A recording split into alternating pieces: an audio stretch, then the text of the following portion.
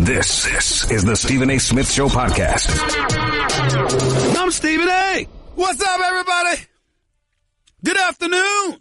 Welcome to the latest edition of the Stephen A. Smith Show, coming at you as I love to do every weekday over the airwaves of ESPN Radio, 250 plus markets across the United States of America, and of course, ESPN Radio, Sirius XM style, Channel 80. Number to call up, as always, is 888-729-3776. That's 888-SAY-ESPN. Half hour or so into the show, Damien Woody, former Super Bowl champion with the New England Patriots, former player with the New York Jets, now an NFL analyst with ESPN. He will be on the line with us. Plus, we have our resident handicapper based out of Vegas, the one and only R.J. Bell. He'll come on with us in hour number 2 to break down these NFL playoff matchups, Las Vegas style. Number to call up, as always, again, is 888-SAY-ESPN. That's 888-729-3776. Got a jam-packed show coming your way today. Got a few things to get into with LeBron James and the Cleveland Cavaliers just stinking up the joint. I mean, Lord have mercy. They get romped by Toronto last night. Just the game before, they got romped by the Minnesota Timberwolves. J.R. Smith going scoreless in both games. Oh, we'll talk about all that. Don't worry. Don't you worry. I won't forget. I promise you that, Lakers. Looking a little decent these days. On a little game, on a little winning streak right there. We'll talk about that a little bit later on in the show. We'll get into all of these playoff matchups. New England and Tennessee. Jacksonville and Pittsburgh. New Orleans at Minnesota. Of course, Saturday's game, Atlanta and Matty Ice, and the reigning defending NFC champions, going up against the Philadelphia Eagles. Number 1 seed, who would be destined to go to the Super Bowl if Carson Wentz hadn't gone down, in my opinion. But now might not even win a damn playoff game. Black Cat seems to be running around that franchise somewhere. All of that and more to talk about as the show progresses right here. Stephen A. Smith Show, ESPN Radio. First order of business to get into, however, is Le'Veon Bell. Le'Veon Bell, ladies and gentlemen, is arguably the best running back in all of football. Le'Veon Bell is an individual that has shown time and time and time again that he can produce, that he can get it done.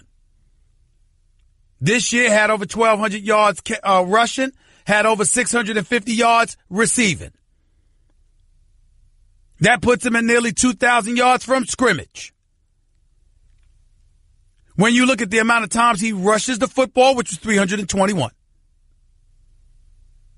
combined with the amount of times he's caught the football, which was about 85. This is a man that gets over 400 touches, or has had over 400 touches. He's franchise tagged for this season at about $12.1 million. And he went on the record yesterday to sit up there and say, guess what?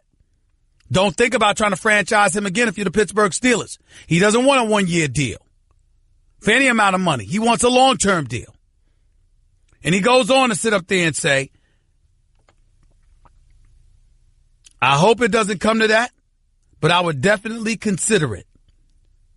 When he was asked by ESPN whether or not he was prepared to sit out the season or even retire if the franchise tag was placed on them for a second consecutive year. He sit up there, and when asked what the Steelers should do this offseason, he said it simply, value me. Just get the numbers straight, exactly where we want them. I'm not going to settle for anything less. I know what I do, and I know what I bring to the table. I'm not going out there getting the ball 400 times, but I'm not getting what I feel I'm valued at. He then decided to go on waxing poetically about how it's not about the money, it's about the principle. It's not about the money, it's about the players of the future, the Ezekiel Elliott's of the world and others that he has to look out for. Oh, stop it. That's not the issue here. Of course it's about the money. Of course it's about the money. And damn it, it should be. I want to be the first to say, I believe Le'Veon Bell should get his money. I believe he deserves every penny. I think it's an absolute travesty that he hasn't been taken care of yet. He's clearly the most valuable player on the Steelers. There is no excuse on God's green earth why they couldn't take care of him. Now, in fairness to the Steelers, they'll make the argument that they did have a long-term deal for him on the table last offseason. And that long-term deal, which wasn't good enough for Le'Veon Bell, which made him sit out the preseason and training camp and all of that stuff because he refused to show until the season began. that same stuff that was happening when it concerned him.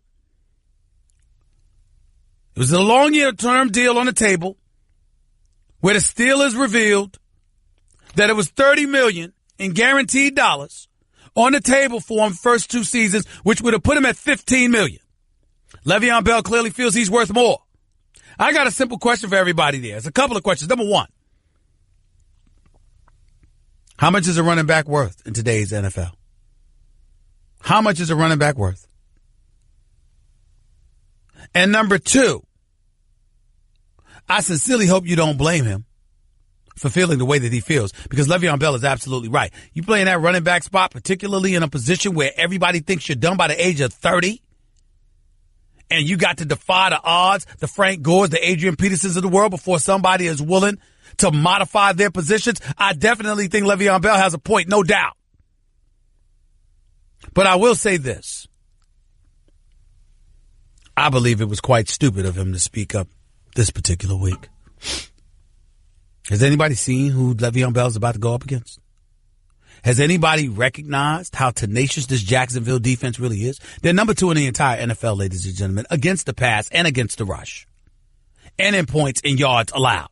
They're number 2. Only team better, Minnesota Vikings. Why in God's name, if you're Le'Veon Bell, would you make noise leading into that game? I know you're confident.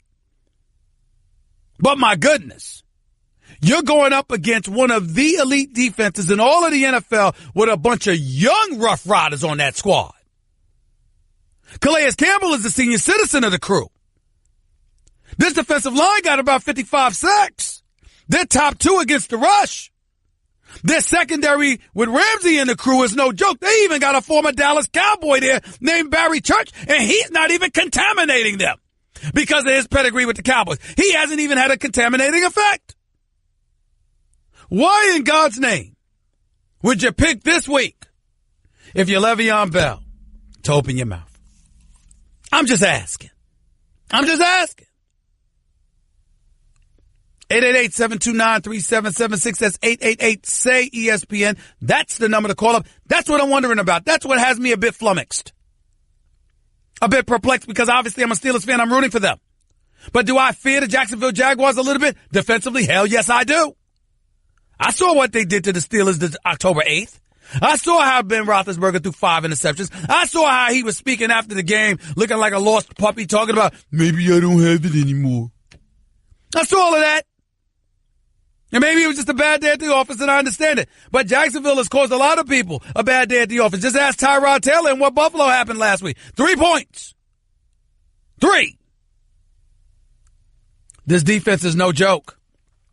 They are not to be taken lightly. They are to be recognized and respected. And if they get the better of Le'Veon Bell, who's to say the Steelers are not going to use it as leverage to lowball them? They'll have the fan base behind them. Let Le'Veon Bell go out there and stink up the joint. Or get hurt quick again and can't go in another playoff game like he couldn't go in the AFC Championship game against the New England Patriots, which a lot of people think cost the Steelers the Super Bowl. Let it happen again. What people are going to think? I think he deserves his money. I think he's sensational. I think he should be unapologetic about wanting his money. But that doesn't mean you shouldn't be smart. This was not the week to open his mouth. And I hope that he doesn't pay the price. 888-729-3776 says 888-SAY-ESPN. We'll talk about that, plus we'll get into these matchups. I still think the Steelers are going to win. I don't even need to talk about the Patriots and Tennessee, because I damn sure don't expect Marcus Mariota to beat Tom Brady. New Orleans going up to Minnesota is something to talk about. Atlanta going to Philly is something to talk about. All that and more up next. Don't touch that dial. Stick around. You're listening live to the Stephen A. Smith Show on ESPN Radio. You're listening to the Stephen A. Smith Show podcast.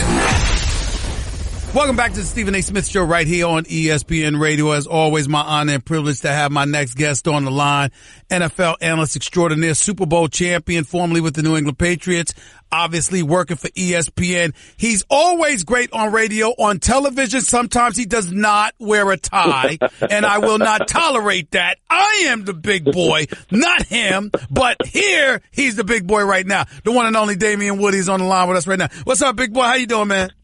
What's going on, man? You controlling things right now because you know the deal. Whatever. You watch your mouth. You watch your tone, man. Listen, man. Listen, I'm excited about all of these games that are coming up. But before I get into the games themselves, what were your thoughts about Le'Veon Bell picking yesterday to speak out about his contract situation, knowing the Jacksonville Jaguars, the number 2 defense in the entire NFL, is what he's got to go up against this weekend? Well, obviously it was bad timing. You never bring business into, a situation where, you're still in the season. There's a time for business. There's a time to talk contract. But right now, he picked the worst time to kind of interject that whole situation with the playoff game, the divisional playoff game against the Jacksonville Jaguars. He's going to have his hands full enough with the Jaguars, but now you're being attacked on 2 fronts with the contract situation. Do you think picking this time to talk, like for me, if he then goes out there and he wets the bed and doesn't perform well, I don't think it would be fair. I don't think it should happen, but I think it'll be utilized as a negotiating ploy against them in the offseason. That's what I'm thinking. What about you? Oh, absolutely, absolutely. You go out there and wet the bed against the Jacksonville Jaguars in the divisional round. Obviously, that's going to be a lightning rod from not only management but fans alike. So again, like you said, he just picked a terrible time to be talking about contracts when you're trying to advance in the playoffs here. We're talking to Damien Woody with Stephen A. right here on the Stephen A. Smith Show, ESPN Radio. Let's get into before I get into something else in terms of the games on the field. Your thoughts about all the noise about the New England Patriots over the past week, the rift between Kraft and Brady and Bill Belichick. What were your thoughts about all of that as a person that won a championship with the Patriots? Well, listen, I'll say this. Our colleague Seth Wickersham does great work. There's no question about it. We know that the article is well written, well sourced, all those type of things. But here's what I would say, Stephen A.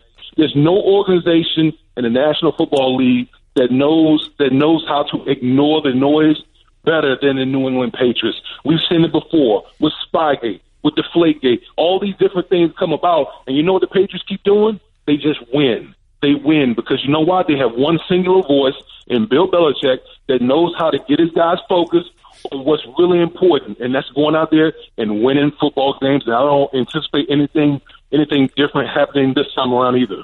Damien, when you won a championship with the New England Patriots, Tom Brady was your quarterback, Bill Belichick was your coach, Robert Kraft was your owner. Do you believe that Bill Belichick will be the coach of the New England Patriots next year like he said he would? Absolutely. Absolutely. I wholeheartedly feel that whole trio will be back next year. Listen, I've always said where there's smoke, there's fire. There's no question about that. You're talking about 3 men who are alphas that in that organization. And when you get alphas together, there's going to be some things that are unsettling. There's going to be some things that are done or said. But I think when the smoke clears and when everything settles, you'll see you'll see Bill Belichick, Tom Brady back in the mix in 2000, moving forward to next season. Let's go on the field, Damien Woody, and talk about some of these games here. First game to my mind, I'll get it right out the way. I don't see Tennessee having any kind of chance whatsoever against the New England Patriots. But if they're going to win this game, which we all believe they won't, what would Tennessee have to do in order to win this game at Foxborough? Number one thing you got to do. Coach Belichick used to preach this all the time. More teams find ways to lose games than win them. So if you're Tennessee, you cannot turn the ball over because the Patriots will pounce all over, and that will be the end of the game. That's number one. Can't turn the ball over. Number two, you got to control the time of possession. Try to keep Tom Brady on the sideline. Run the football with Derrick Henry. They don't have, DeMarco Murray, unfortunately, but they do got a sledgehammer in the big boy Derrick Henry. Run the football. Control the clock. That is the only way that they're going to have a chance to beat New England in Foxborough. And one last point, score touchdowns. You can't get into the red zone and kick field goals. You got to when you get down there, you got to get 7, not 3. Damien Woody right here with Stephen A. on ESPN Radio. Let's stay within the NFC with the Pittsburgh Steelers. They've got a game against the Jacksonville Jaguars. Jacksonville's defense is elite, and they've got youth at practically every position outside of Calais Campbell out there. Your thoughts on what this game, what's the key to this game, and who do you have winning?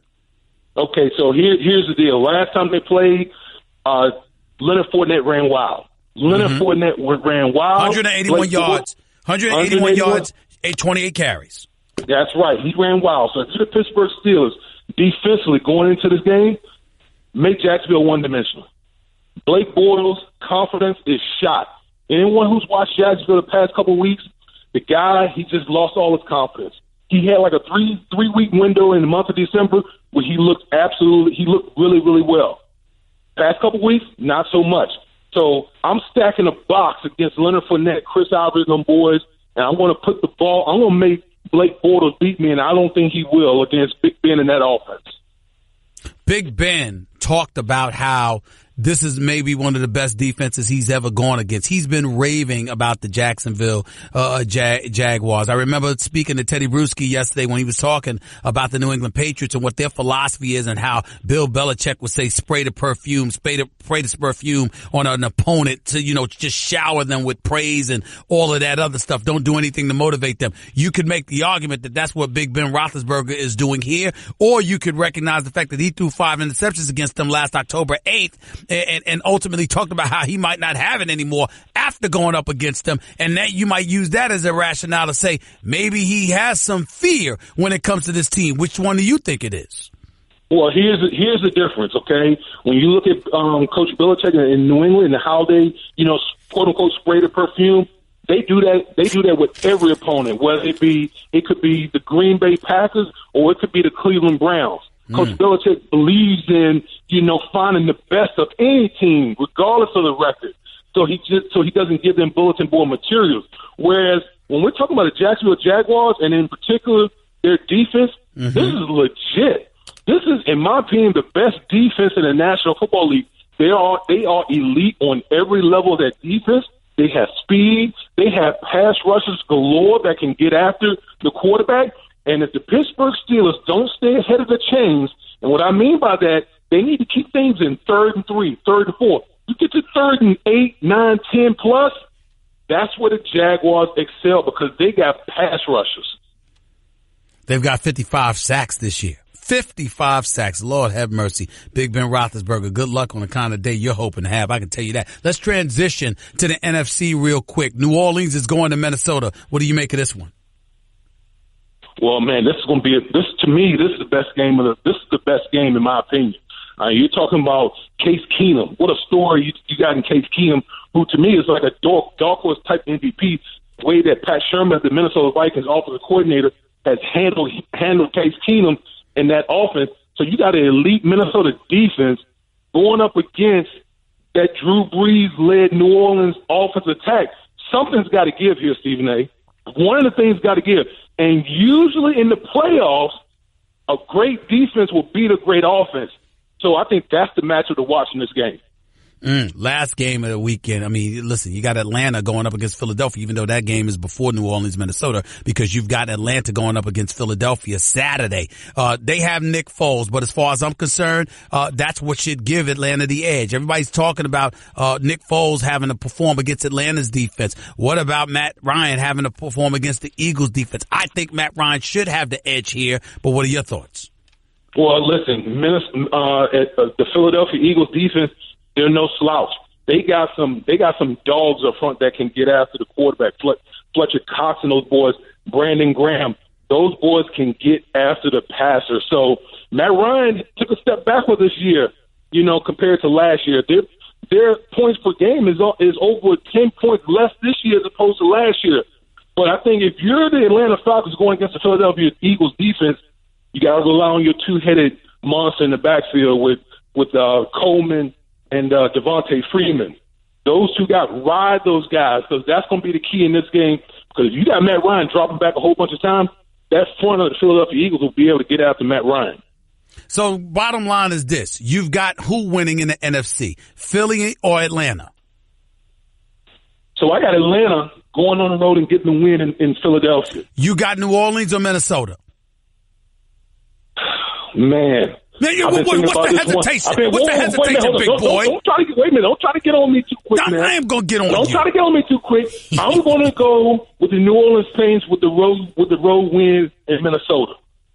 Okay. All right. I like that. I got both road teams getting the win this week. New England's an easy choice over Tennessee. We know where you're going to go with that. Pittsburgh, Jacksonville. Who you got? I'm going Pittsburgh. Blake Bortles is in the tank. I don't see the Jacksonville Jaguars rushing for that many yards against Pittsburgh again. They're going to put the ball in Blake Bortles' hands, and I don't think he gets it done against the Pittsburgh Steelers. You know, there's hope for you after all. You actually agree with me. That shows me that you are learning. You are listening, and you are learning. And I'm very, very proud of you. I'm schooling you, Steve. I'm schooling you. You're learning. Like I do every time on First Take. I'm schooling you. Oh, whatever. Have a good weekend, Damien Woody. Have a good weekend. All right, man. Enjoy the game, right, big baby. boy. No doubt. You all too. Right now. Damien Woody, NFL analyst extraordinaire for ESPN, right here with Stephen A. on ESPN Radio. This is the Stephen A. Smith Show podcast. I'm Stephen A. Good afternoon, everybody. Welcome to hour number 2 of the Stephen A. Smith Show, here with you for the next hour over the airways of ESPN Radio. Number to call up as always is 888-729-3776. That's 888-SAY-ESPN. ESPN Radio is presented by Progressive's Home Insurance. Get your quote at progressive.com today. We'll continue talking about these NFL players, talking about Le'Veon Bell.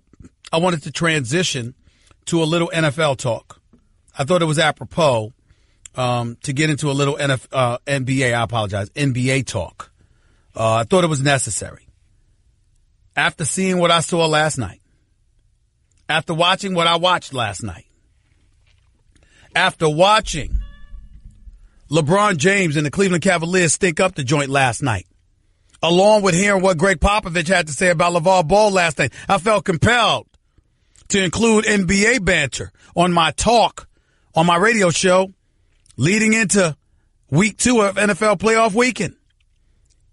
First things first, the Cleveland Cavaliers looked horrible last night. They got their butts whipped. It was a butt whipping. And it's the second game in a row they've got waxed. Minnesota destroyed them, and then after that, Toronto destroyed them. They've been down by 30 and 35 points in these games, for crying out loud. And then you listen, I'm not going to belabor the issue with J.R. Smith. All I'm going to tell you is this. He's a starting shooting guard that went scoreless in consecutive games against Jimmy Butler and DeMar DeRozan. Scoreless. 0 for 7 against Minnesota. 0 for 5 against Toronto. Played 27 and 25 minutes respectively. I'm not saying you got to be a gangbuster, but my Lord, scoreless at the shooting guard spot? Really? Really? Wanted to start. In fairness to J.R. Smith, he deserved to start. After getting to the finals last year, improving as the perimeter defender on the Cleveland Cavaliers, one could argue that he should have come off the bench once a 3-time champion arrives. But why upset the apple cart? Especially when you got a class individual like Dwayne Wade that doesn't mind coming off the bench and doing what it takes to facilitate winning. Maybe you should have left J.R. Smith in the starting lineup to begin with, because it would have been something more difficult for him to handle being on the bench than it would have been for an experienced champion like Dwayne Wade. Nevertheless, that's not Cleveland's problem. Kyrie being gone is not just Cleveland's problem. Isaiah Thomas being back and clearly rusty, and obviously a defensive liability due to his miniature stature, is not the problem. Biggest problem the Cleveland Cavaliers have is that they can't stop anybody. Their defense is horrid. 22nd overall, 25 in 2-point shots, 22nd against the 3-point shooters. Dead last in defensive efficiency since Christmas.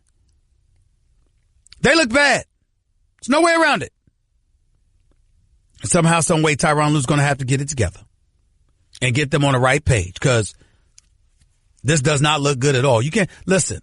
Any hope that you thought you had of Cleveland beating Golden State is rapidly evaporating before our very eyes. Because say what you want about Golden State, but not only can they amp it up offensively at a moment's notice and literally blow you out of the state, defensively, they hunker down. They buckle up. And they strap everybody down with them. This is an elite defensive team. By the way, Kevin Durant plays defense in case y'all didn't notice. And I think the time has arrived for us to at least contemplate the notion Cleveland might not come out of the East. When you got all of these bodies that you've got to play, and you've got all of these individuals that need to make sacrifices, Tyronn Lue pulls this off. He's cemented and solidified himself as a good young coach in this game. I think he can coach. I got a lot of faith in Tyronn Lue. But this is a new kind of challenge. You got so many guys that you've got to massage. It's going to be tough. It's a tough spot for him to be in. I'm here to tell you. It's not easy. And that much needs to be said. 888-SAY-ESPN. It's 888-729-3776. They've lost 6 of their last 8, 7 of their last 10. They've given up 100 points or more in 30 of the 41 games they've played. They ain't playing no damn defense, and that's about an effort and want to. They are getting waxed. They're getting punked. And so far, they ain't doing much about it. Somebody needed to say it. I'm saying it. And by the way, my rant about the Washington Wizards yesterday, it's not because I don't believe in the Washington Wizards. It's because I do. And I'm tired of them disappointing me. I think Bradley Beal and John Wall are all-star caliber players. Together, I think they could be an elite backcourt. But something's not right with those two. I'm talking about as a tandem. Something's not right. They're not in sync. You know, maybe the way Isaiah and Joe Dumars and all of that stuff was, maybe that's a bit too lofty of a comparison to make. But I'm just saying to y'all, personality-wise, something ain't right there. And that's why I brought it up. I believe in them. And I want to be in Chocolate City for the playoffs. And I got some serious questions about what I'm seeing. It's just that simple. 888-729-3776, 888-SAY-ESPN. That's the number to call up. The other story that I wanted to point to before we got back to the NFL. Greg Popovich spoke to the media last night. And as the article reads, several prominent NBA coaches voiced support for Lakers head coach Luke Walton this week, but none spoke as forcefully against his chief antagonist, LaVar Ball, as Greg Popovich did on Thursday. 5-time championship coach for the San Antonio Spurs had this to say, quote, I think the first thing to look at is the substance and gravitas of the source that speaks, Popovich said before the Spurs lost to the Lakers last night. And just stopping at that point would tell you don't need to listen or go any further. It's just another fan in the peanut gallery with an opinion, which is meaningless. That's what Popovich said. Popovich's dismissal of Ball, the article reads, came in response to a question about recent comments from the father of Lakers point guard Lonzo Ball that Walton had lost support of the Los Angeles Lakers. Even if that were true, the second-year Lakers coach certainly has the support of Popovich, the dean of NBA coaches. In his 22nd season at the helm for the Spurs, Popovich pointed to Walton's pedigree as the son of Hall of Famer Bill Walton. Quote, Luke has been schooled in this game since he was a little kid. He doesn't even know what he knows, probably, just by osmosis. Whether it was living at home or in school, as a player, he's had tremendous experience.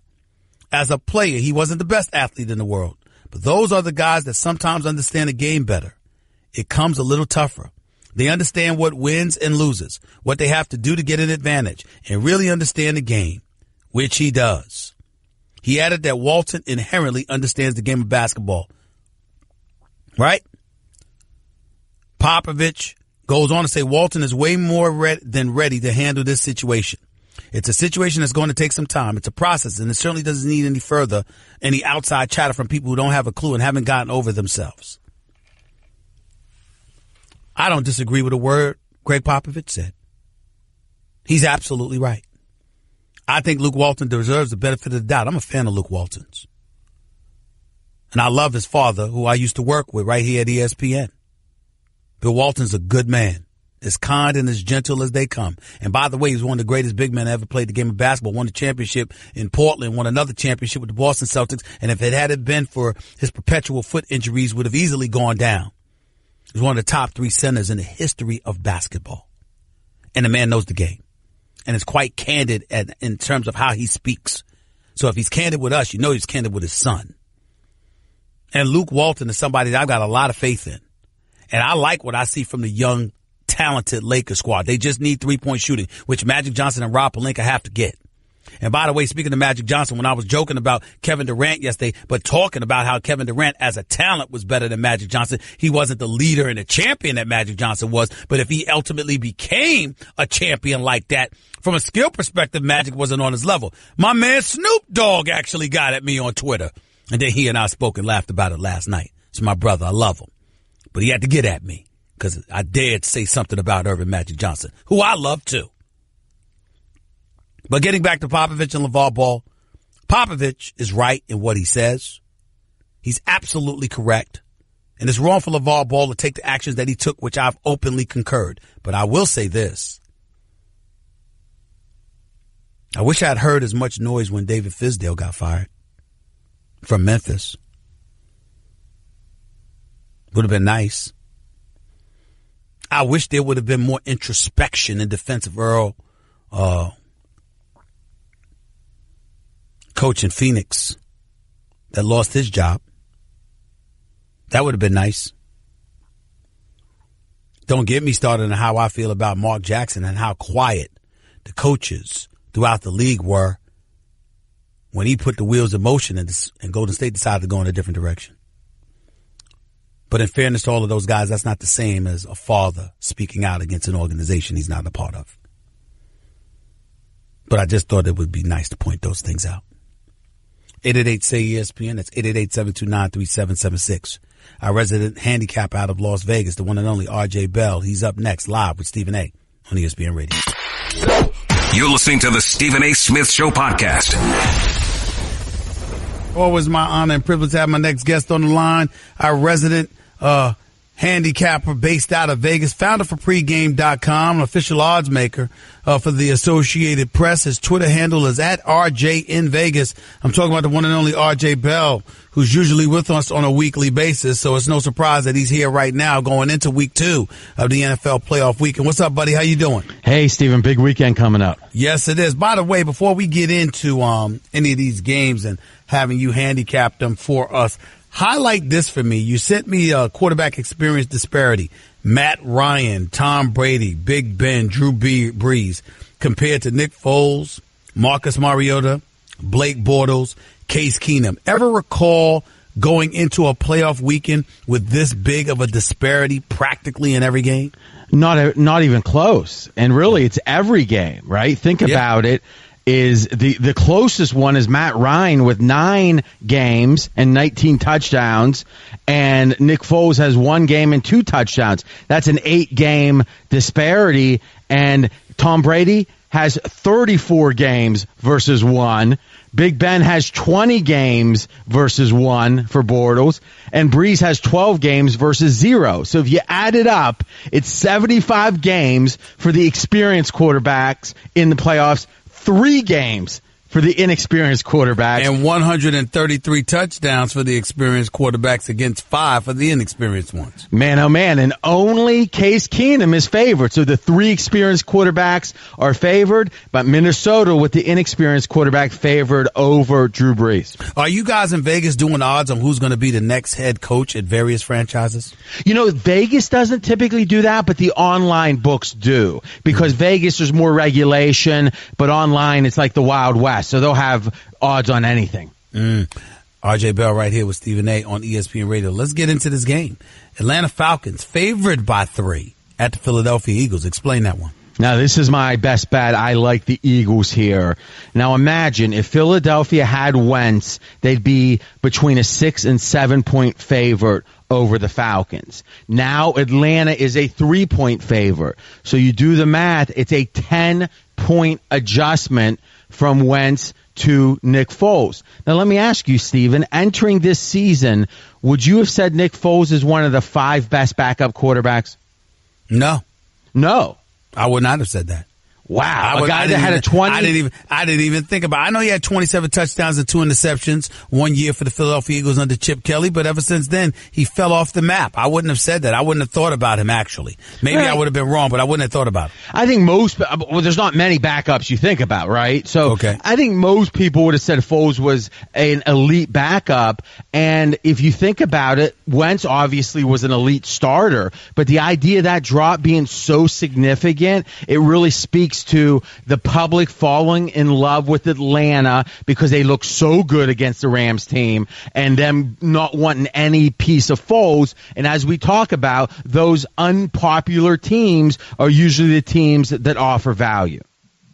RJ Bell right here with Stephen A. on ESPN Radio. So talk to me again about Atlanta and Philadelphia. Anything else you want to add in terms of Philadelphia and what your expectations are for this game? I think what people are underestimating is the fatigue factor with the Falcons, because this is a team that had to go out west, right, win that game in L.A., fly back to Georgia, then fly up to Philly. Now, that seems like, okay, they're on a private jet, charter jet, everything's okay, no doubt. But this is going to be the 4th road game for Atlanta in the last 5 weeks.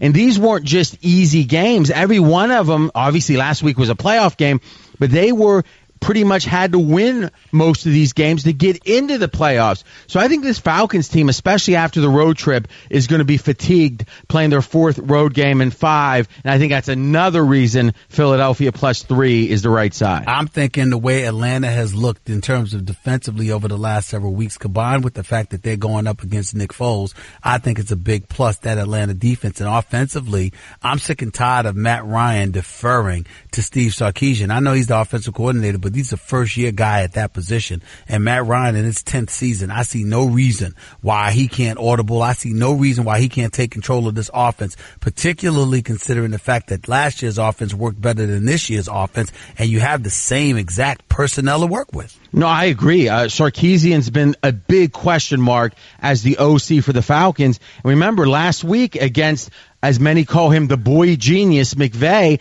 it all went Atlanta's way. So there really, turnovers, etc. There really wasn't a lot of pressure on Sarkisian to call a great game. Now he's going up against maybe the best defense in the NFL, the Eagles. They're certainly in the top 2 or 3, and Schwartz as their defensive coordinator. Now, people remember him as a head coach that was unsuccessful, but he is an elite defensive coordinator. And if I can have Schwartz versus Sarkisian, I want Schwartz. New England Patriots favored by 13.5 hosting Tennessee. Believe it or not, I don't think that's too high. No, I'll be honest with you. At 14, I probably lean Titans. At 13.5, I probably lean New England. That's how important the number 14 is, because so many games fall with a 2-touchdown victory. By the way, through the regular season, you know this, I hardly ever will lay double digits in the NFL, but in the playoffs, it's a little bit different, because in the playoffs, the favorite team is always going to be focused. During the regular season, there's a chance that big favorite is looking ahead to the next week, not in the playoffs, and that leads to the stat. 7 straight double-digit favorites have covered in the NFL playoffs. This would be an 8th with New England. Let me ask you a question. Sure. People I respect think Tom Brady at the end of these seasons, and as older quarterbacks, as they reach game 17, 18, there's been a significant drop-off. Do you think Brady's age combined with how deep into the season we are has Brady being less of a quarterback than he was 4 months ago? I do not. I think that ultimately not having Edelman catches up with you. Gronk missing the game catches up with you. I think weather conditions ultimately affects you as well, because it was freezing out there for 1 or 2 of those games. I don't believe that. I want to see what he does in these playoffs before I jump to such a notion. But I will tell you this. If somehow, some way Max Kellerman ends up being right and Brady suddenly falls off of a cliff and looks like a shell of himself, boy, the New England Patriots are going to look bad for trading Garoppolo. That I will admit. That brings up another point. If we were starting next season, right, so next September, is where would you put Brady 1 to 32 in the NFL as quarterbacks, and where would you put Garoppolo? 2 or 3. 2 or 3. So Brady 2 or 3, and where's Garoppolo? Garoppolo will be low. I don't know how much lower, but I wouldn't put Brady ahead of Aaron Rodgers, and I wouldn't put Garoppolo ahead of I wouldn't put Garoppolo ahead of Breeze. I wouldn't put him ahead of Aaron Rodgers. I wouldn't put him ahead of Tom Brady. I wouldn't put him ahead of Carson Wentz. I agree, but let's just say Garoppolo's 8th even, Okay. and Brady's 3rd. You got to wonder and I get there's emotional and loyalty and all those questions we can debate with the Patriots, but it strikes me that this next year they're going to be fairly close, and I guess we both would agree if we had to guess the next season, right, the 2019 season, wouldn't you guess that Garoppolo's ahead of Brady? In the next 2 years? Yeah, let's say the start of not next year, but the year after. We shall see. Garoppolo's being coached by Shanahan, who's a pretty good, but he's the same Shanahan that was the offensive coordinator when they had a 28-3 lead against New England and blew it. No, he's I know. that same guy. So all I'm saying is that one would surmise that Garoppolo will probably be better because he's younger and he's just getting started. The flip side to it is that we don't know yet because of who he's being coached by. Well, which I think brings up the general point with the people mad about the Garoppolo trade is you could make the clear case Brady's going to be better next year. It'd be hard to make the case he's going to be better the year after, in my opinion. That's true. So I agree. It really says, hey, you got 1 year that the older guy's a little better, and then the rest of the time it's advantage Garoppolo. Yeah, I got you. RJ Bell right here with Stephen A. and ESPN Radio. Real quick because you got to get on out of here, RJ. Pittsburgh Steelers favored by 7.5 hosting Jacksonville. Here's the trend of the week. If a team plays and one team beats the other by 20-plus points, like Jacksonville did, then they meet in the playoffs. The team that dominated the earlier matchup is 14-2 straight up. So Jacksonville dominated the earlier matchup. They are in that 14-2 straight up spot, but they're getting 7.5 points. So I don't like Bortles. I especially don't like Bortles thrown from behind. But if you think Jacksonville can get a lead and grind it out, I think Jacksonville has the value here, and I would even look at them on the money line. If you bet Jacksonville to win the game, 100 wins you 300, 3-1 payoff on that underdog. Minnesota favored by 4 hosting New Orleans Saints. To me, the game of the week, and here's the question that decides which side you're going to pick in this game. Is Case Keenum's season this year his true level of play? No! Okay. Absolutely not. Then when's it going to be exposed? This weekend. I'm going with the Saints. And if you think that's the case, I think that's absolutely the way to go. Some people are thinking he's reached a new level, and this is the truth for him now. He has played exceptionally well. Second best QBR in the NFL, ESPN's QBR rating, second best in the NFL. Last stat here, and this is amazing. So Sean Payton won a playoff game last weekend, right? Mm-hmm. Coach Zimmer has not been on a staff that won a playoff game for 21 years. Really? 1996. He's been on 20 straight staffs that's completed a season. He's coached every year in the NFL. He made the playoffs 10 times, Coach Zimmer, 0-10 straight up in those games. So he's never even won a playoff game? No, he won one with the Cowboys in 96. Right. But he hasn't won one since. Nope. 20 straight years in the business. That's tough. I think he's one of the top 5 coaches in the NFL. Yeah, but that's bad. That's bad, though. True. That's bad. Appreciate it, RJ. Thanks so much, buddy. Thanks, Steve. Take it easy. RJ Bell, founder for pregame.com, official odds maker for the Associated Press, and obviously he's got a Twitter handle at RJ in Vegas, our resident handicapper right here on the Stephen A. Smith Show, ESPN Radio, breaking down those NFL games. 888-729-3776. It's 888-SAY-ESPN. Back to your calls in a few. It's Stephen A. on ESPN Radio. That's just a sample of what you'll hear on the Stephen A. Smith Show. Weekdays at 1 p.m. Eastern on ESPN Radio and the ESPN app.